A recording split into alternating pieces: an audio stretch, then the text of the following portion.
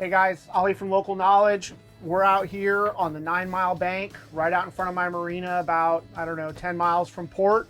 I wanted to show you guys how I set up my Simrad sounder. And this is gonna work no matter what transducer you're using, or if you have, for instance, a sounder module, don't have a sounder module. This is pretty straightforward, regardless of what your exact setup is. I have the Simrad, the 19-inch NSO. I also have a BSM-3, which is the big sounder module that is pushing a gigantic transducer, an R509 LHW. So I'm very lucky to have that set up, but we've caught plenty of fish with lesser setups. I just knew with the sword fishing and all the deep dropping I'm really into, when I built this boat, I wanted as much horsepower as I could get in the sounder.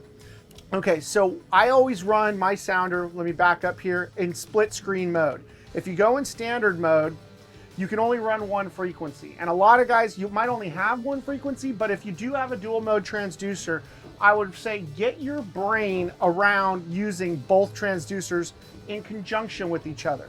In this case, you can see I've set up a custom screen, split screen sounder from the main page. I have a high chirp going on the left side and I have low chirp going on the right. I use that for tuna fishing, for rock fishing, yellowtail, everything. And the reason I do that is this one, depending on the depth, is going to give me a real high resolution picture. It has a smaller cone. Think of the high frequency as sort of like a tweeter. Very, very high pitched. It's very accurate and precise. Your low frequency is like your subwoofer. It throws out a much bigger cone, much deeper sound to it. And what it's doing is giving me a bigger image of what's going on the bottom. So sometimes one will pick up something the other one doesn't. For instance, if I run over a pack of tuna and I don't see it on my high frequency, but I do see it on my low frequency at 300 feet, I know that fish is not directly under the boat, or the high frequency with the smaller cone would have picked it up. Instead, it got picked up by the low frequency with the wider cone. It's off to one side of the boat or the other. Then I can make a circle, figure out exactly where that fish is, go upwind, throw my kite at it, and hopefully get a bite. I've got the high frequency, low frequency. One of the first things I'm gonna do, because I'm fishing relatively shallow, 370 feet, is I'm gonna zoom in. Clear my cursor. I'm gonna zoom in to like 2x or 3x so I can get a better detail of what's going on the bottom. And I can already tell that there's some bait here. The stuff I'm looking for are more of the bigger marks, individual marks that are hanging up off of the bottom. Like right here, I saw a couple marks earlier. That looks like a fish to me. That looks like some bait elevated up off the bottom. Generally, I'm trying to avoid large clouds of bait when I'm rock fishing because there's just a lot of food down there. You're not going to get as many bites. Now, not to say it doesn't happen, but as a general rule, I'm looking for individual boomerangs on the bottom and less of the big clouds of bait. Over here on my low frequency, you can see it's similar. You've got some of the same marks, but things look a little bit different. This one now is zoomed in, zoomed out.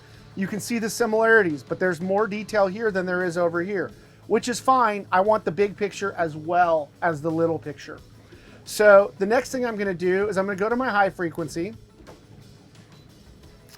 I'm gonna verify all my settings are good. Gain, you can pretty much leave on auto for the most part. When we get out to the edge of the range of these things, I'll crank the gain up, like when I'm in 500-600 feet on the high. Color, anything from like 73 to 75%. And what color does is it just adjusts the contrast of the marks that it's hitting. So if you crank the color up too much, everything's gonna turn red. You don't really have any definition. I don't know what that is. Somewhere around 76, 73, 75. That usually gives me the best blend for what I'm looking for. And that's what my eyes are trained to. Once I get out to about 400 or 500 feet, that's when I really rely on the low frequency more. But they're both very important, and when you learn how to use them in conjunction, it's really powerful. So I turned up the gain a little bit on the high frequency just to kind of make the images a little similar. So I know I'm looking at apples and apples. Now what I'm gonna do when I find a spot like this, like I find this kind of life, I can just hold it down here and actually tap it like that, and you can go over here.